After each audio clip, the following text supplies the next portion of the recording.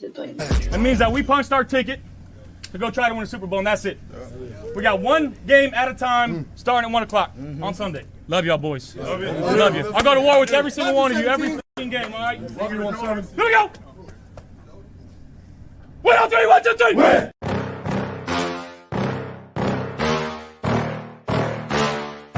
Yeah.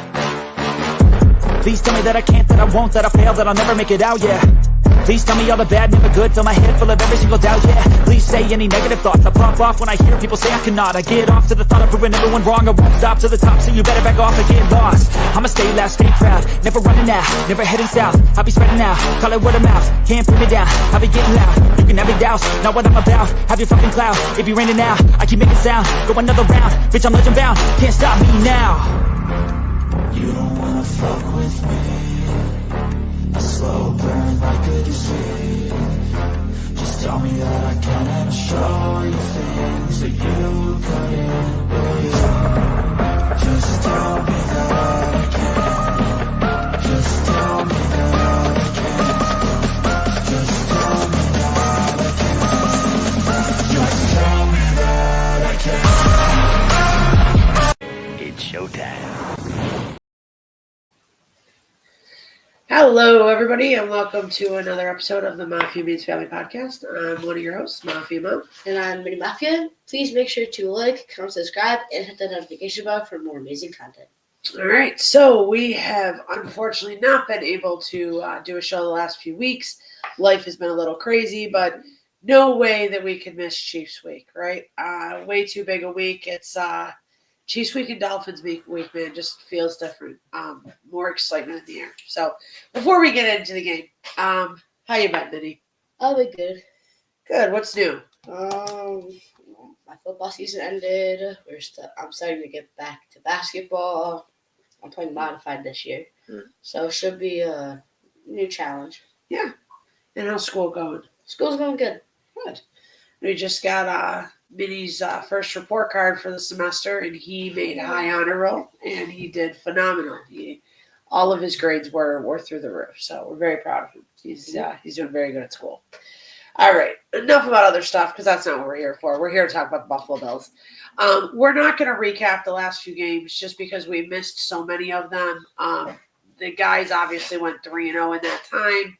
Good, solid performances. They had their mistakes.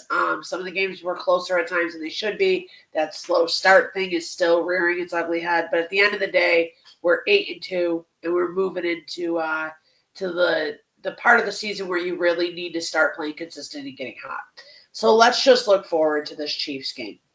So, Minnie, if I were to ask you, what are the keys to this game? Because we all know the Chiefs are coming in at 9-0. They have a perfect season on the line. And I got to be honest, if you look at their schedule, there's not much left after us. There's a game against the Steelers, a couple divisional games that sometimes those can be kind of wacky. But it's probably they lose this week or they go 17-0. That's how it's looking. So what do you think your keys to the game are for this Chiefs game? And you could start with offense or defense. It's up to you. I'm going to start with defense. Okay, so what's your keys to the game on defense? My keys to the game actually tie to my players to watch. Okay. I'm saying we have to get pressure on the edge. Yeah, that's true. And that's odd because normally when you have a QB who is mobile, your pressure where you really want it to come from the middle. So why are you saying focus on the edge? Because their left tackle has not been very good lately. And if we can get pressure on the edge, we can stop the outside run, and our interior run defense has been so-so. But usually we've been good, except for the Colts game.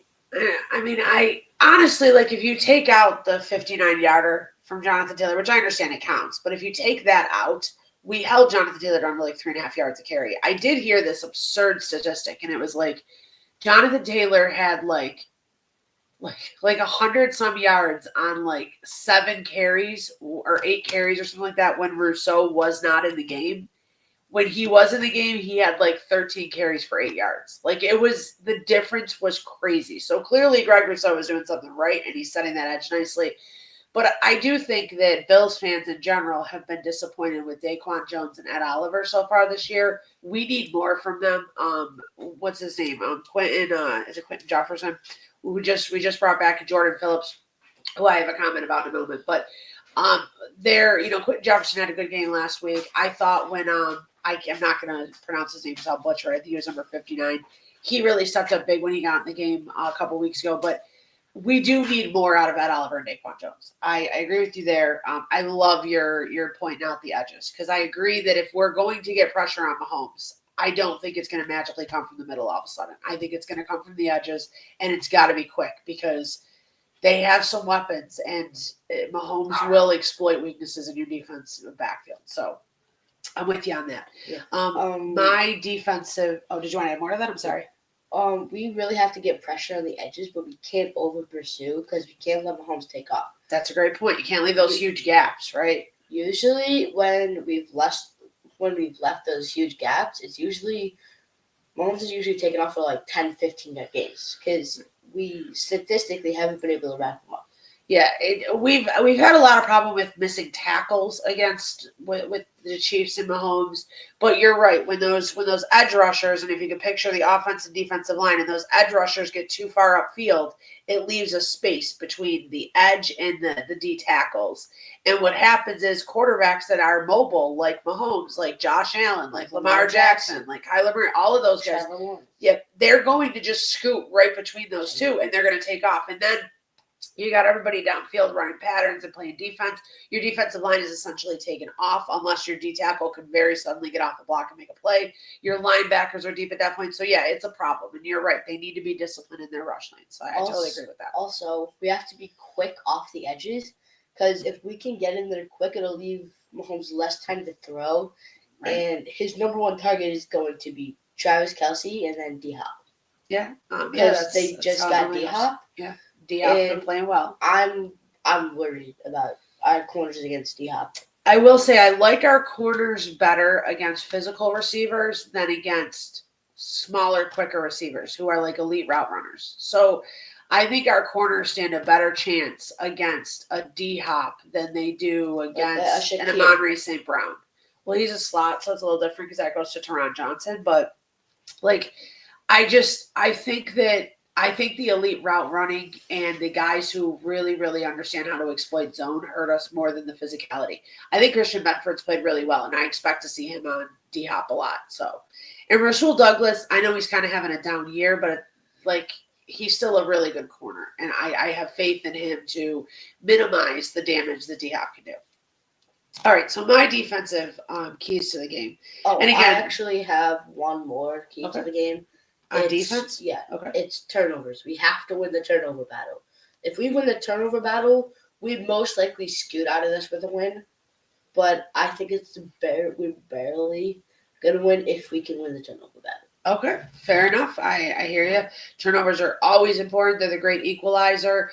We got some fact and flag coming up in a couple minutes here related to turnovers. So very interesting point there that you made. Don't cheat. Don't look ahead. All right. So my defensive, and again, we're doing this show a little bit different. We're not doing any review. We're just looking forward to the Chiefs game. And I think the Chiefs game deserves an entire show on its own because it is, even across the NFL, if you're just a football fan, this is the game you want to see every year because it is two quarterbacks who are play at a level that we haven't really seen, at least with that type of play. No disrespect to Tom Brady, the GOAT, fine. No disrespect to Peyton Manning. I love him. But they did not play the way Josh Allen and Patrick Mahomes played. The excitement that these guys bring to the league, when they face off, it is must-see TV. It really is. So my defensive keys to the game is going to be to continue red zone defense at a high level. They are going to move the ball on us. They just are. They're going to move it. You can't sell out to stop the run. And they're going to get rush yards on us. They're going to get Travis Kelce yards. They're going to get D-Hop yards. When you get inside that 20, can you hold them to 3? Can you buckle down, maybe force a turnover or 2, but can you hold them to 3? Keep them out of the end zone. To me, that is the biggest key to this game on defense. So offense, what do you got? You go first. Me first? Okay. Offense to me is pretty simple. It's stay on track, no negative plays. Now, I'm not talking about no negative plays. You can have a couple. But you have to be taking positive yardage. I don't care if it's a 2-yard gain. That is so much better than leaving us 2nd and 12 with a 2-yard loss. Do not get behind the sticks, especially with the injuries, with the guys we will be missing on offense, which again, we'll talk about in a little bit. With those guys out, you have to stay on time. You just have to.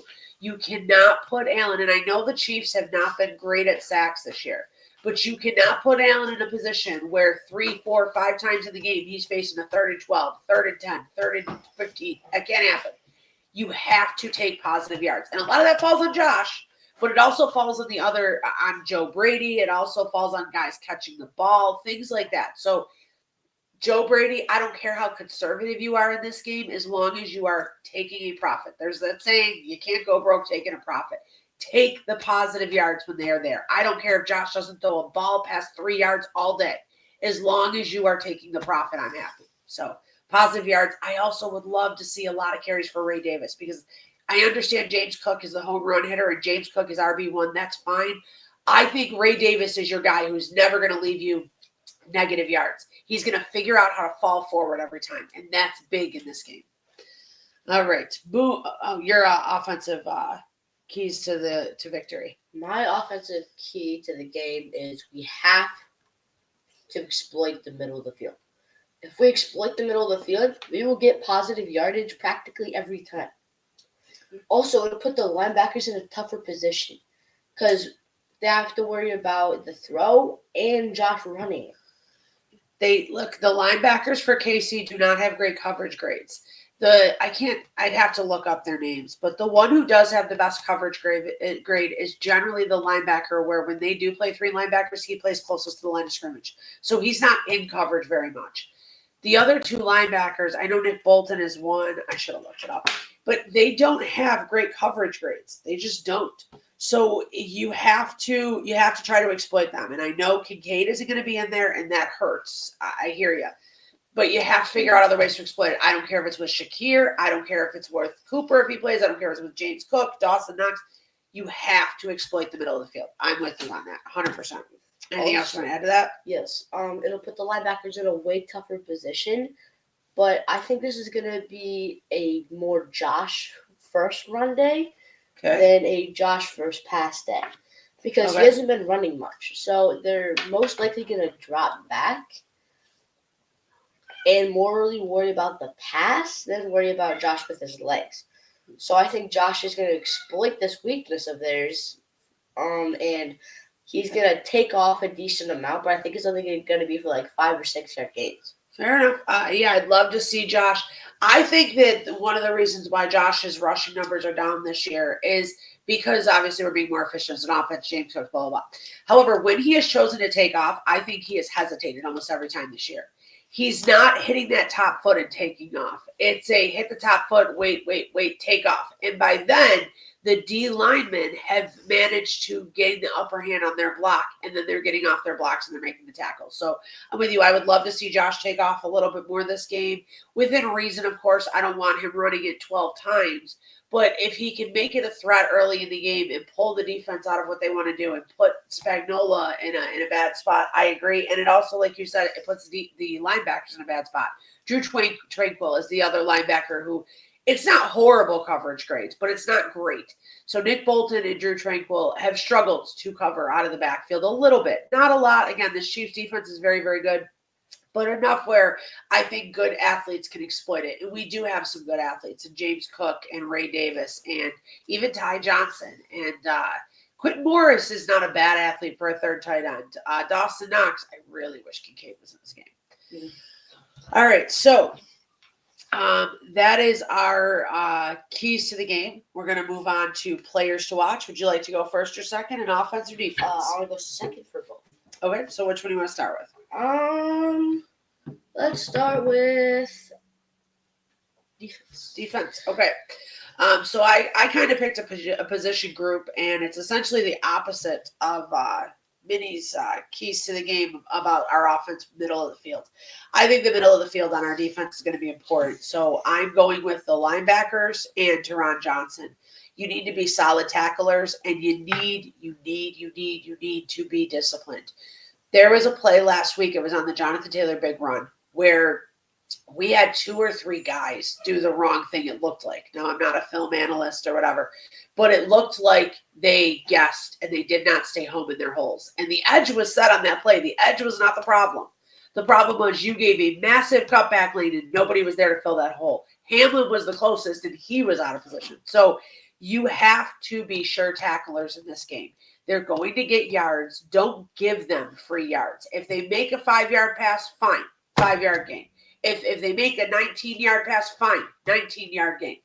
If they're running the ball and they break through the line of scrimmage without being touched, the first guy who touches him better pull him down. I want to see good tackling, and I think that starts with your linebackers and Teron Johnson, who is, under normal circumstances, a slot corner is not as vital as he is. He is very vital, especially in the run game. We need him to play a game similar to what he did last week. And congrats to Teron Johnson for being AFC Defensive Player of the Week last week. Congratulations. He had a sack. He had the pick six. Yep. So he played a strong game, and he had another pass breakup. So all right. So that's my defensive. So what's your defensive? We need to go offensive. Oh, okay. So my offensive players to watch. This is coming down to injuries, essentially. So I think Knox, I think tight ends are going to be key in this game. And I think since Dalton Kincaid is not there, Knox has to have a big day. I mean, Knox is a very capable tight end, and he's paid like a capable tight end. So go out there and prove that you still could be the tight end on a team.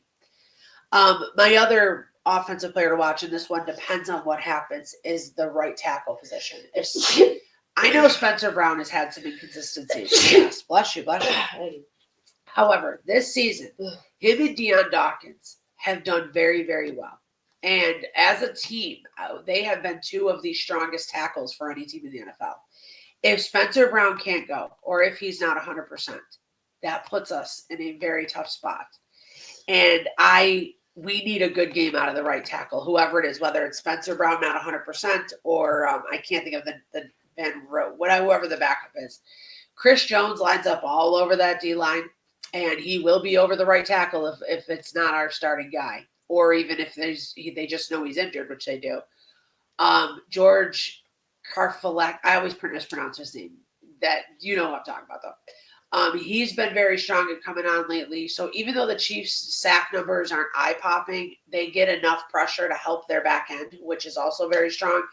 And I think for our offensive line this week, it starts with that right tackle spot. I'm glad it's not Josh's blind side. Still don't want free rushers all day in the backfield. My defensive is the ends, especially over the left tackle, whoever it is. Epinesa, Rousseau.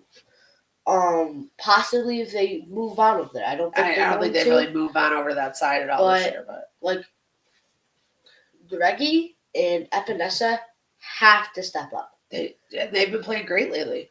If you line up Epinesa on the left tackle, he's gonna get at least one bat. Nice. He's picked off. No, Greg Rousseau tipped and picked off Mahomes. Never mind. It was like week 5 of his rookie year. But no matter what, we have to get pressure on the ends. If we get pressure on the ends, we force them to go up the middle. But we can't over-pursue. Right. If we over-pursue, we leave the takeoff. Yes. And if we leave the takeoff, we practically just giving up 3 yardage. We have to make sure Mahomes has less than 3 seconds to throw the ball. All right. I think that's great. Yes. We also have to be quick off the line. If we're quick off the line, we get Mahomes. I would preferably like us to be quick and leave Mahomes with like 2 seconds to throw. Because if great, he gets 2 seconds really to quick throw, though. If he gets like 2 or 3 seconds to throw, he's gonna make some bad decisions. He's gonna get jittery, and if he gets jittery, then he's going to start throwing picks. That'd be great. Which also leads into my hot take. Well, we'll wait there for now. Yep. What about your offensive players to watch? My offensive players to watch is Shakir. Like I said, we have to work the middle of the field. If we work the middle of the field, we get more yards. Shakir is our middle of the field guy. He's also a third down guy. If we can get it to Shakir and Knox, and James Cook and those guys, we most likely gain at least 5 yards per play. Well, we'd like to be higher than that, but yeah, I do 5 think yards per Shakir play, at the needs. I minimum. mean, look, with just the injuries, Shakir, Matt Collins, those guys need to step up, and you'll hear it in my hot take later. I'm expecting a big game out of Shakir, so I'm with you on that. I think I those think are good keys. Shakir's going to get like 6 catches for like 80 yards or something. Okay, We have to exploit the middle of the field. I'm with you. Sounds great. Awesome. Anything else you want to add to this? To the players to watch? No. All right. So now we're going to move on to fact or flag. This My is Minnie's favorite part. subject.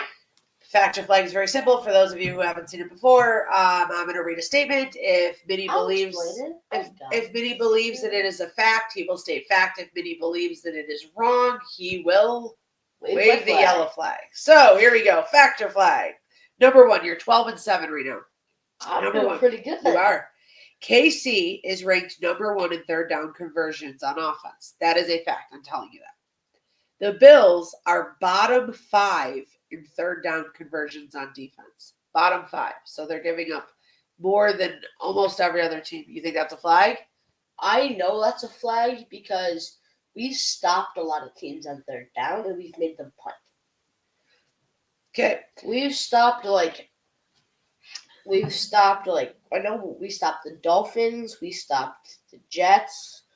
I think if stopped you a looked lot at of those those third teams. down conversion numbers, you'd be surprised how many third downs they converted. But you are right. We are not bottom 5. I think we're We bottom are. 10. We're ranked 20th, I believe. So right outside of the bottom 10. It hasn't been good this year, though. So I'm looking for some improvement in that area. So good job. 1-0. Let's go 13-7. All right. So now KC's defense has been very good this year. That's a given, especially versus the run. However, they are bottom 3rd in the NFL in nearly every passing category, defensive passing category. Fact or flag? I haven't watched many of the games, so I'm just gonna guess. I think it's fact. Ding, ding, ding, ding, ding. 2 in a row. Good job. I cook. So yes, Like James Cook. so they are in a lot of it. I don't know if it's because they're selling out for the pass, or if they've honestly struggled, or teams have been down against them and they know they have to be aggressive, so they pass more. But their pass defense has not been great. It hasn't been bad, but it hasn't been great. When I say bottom 3rd, I don't mean they're like last. I mean they're ranked like 23rd, 24th, like that end of it. So they're more middle of the pack than really bottom of the league. All right, last one. You ready? Yeah, okay. All right. So Bills are number 1 in the NFL in turnover margin. Yep. That is a fact. That's it. But number 1? Number 1. They Dang. have 13. They're a plus 13 in turnover margin. So they've turned the ball over 13 more times than they've turned it over.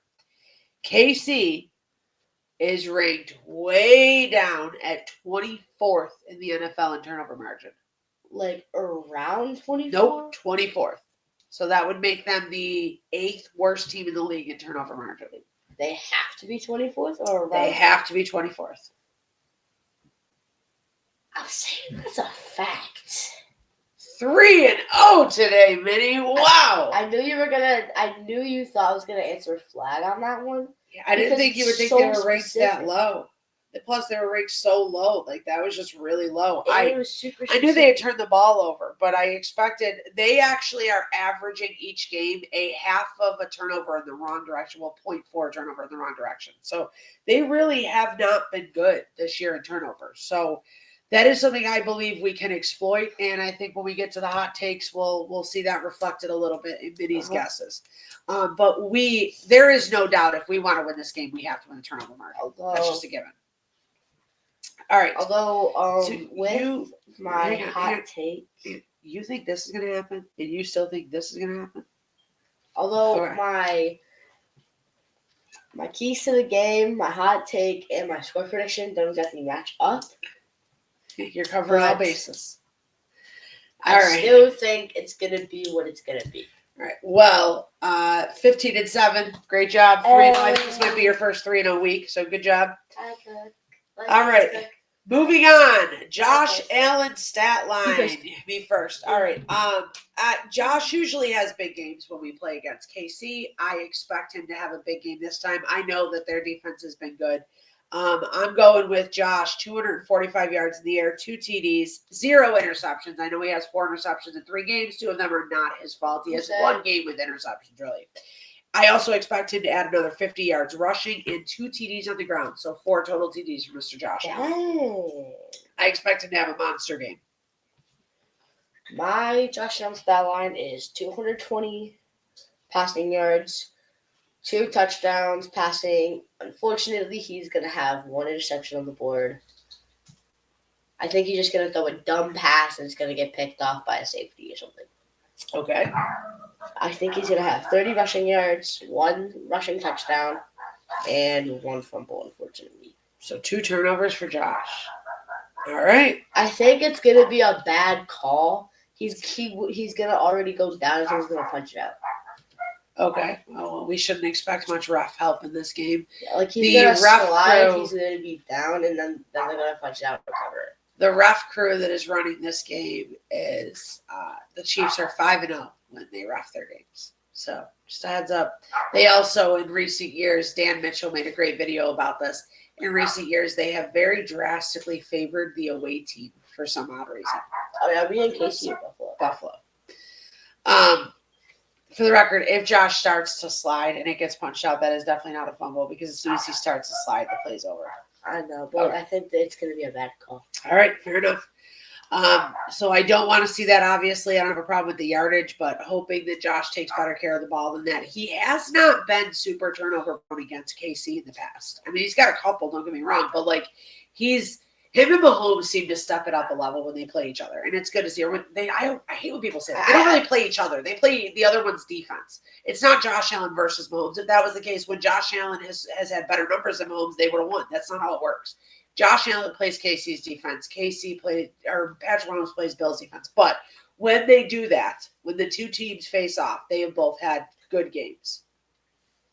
All right.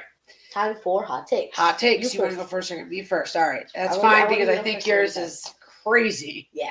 All right. So my hot take is it's along your lines of the player to watch. So Shakir. Shakir only has 100-yard game this season. I believe it was against Seattle. I want to see him go. And he's only been in the end zone twice, and that was weeks 1 and week 3. So week 1 against Arizona, week 3 against the Jags. Really? Yes, I expect I with the injuries. 3 touchdowns. No, 2. In what game? Wow. Two touchdowns. Sometimes I think your numbers are crazy, but all right. Sorry, I play Madden too much. That's the problem, yeah. So I believe that Shakir does both of those things in this game. I think he gets over 100 yards receiving, and I think he gets in the end zone. So I think Shakir has a monster day today. I would expect him to be somewhere around 7-8 catches for like $110 and a touchdown. That's what I'm thinking. Okay, my hot take doesn't really match up with my score prediction. We haven't gotten a score prediction yet. Yeah. So. Or my keys to the game. I think we're gonna have 4 turnovers. I think we're gonna have 3 interceptions and 1. Wait! You said Josh would have 1 interception.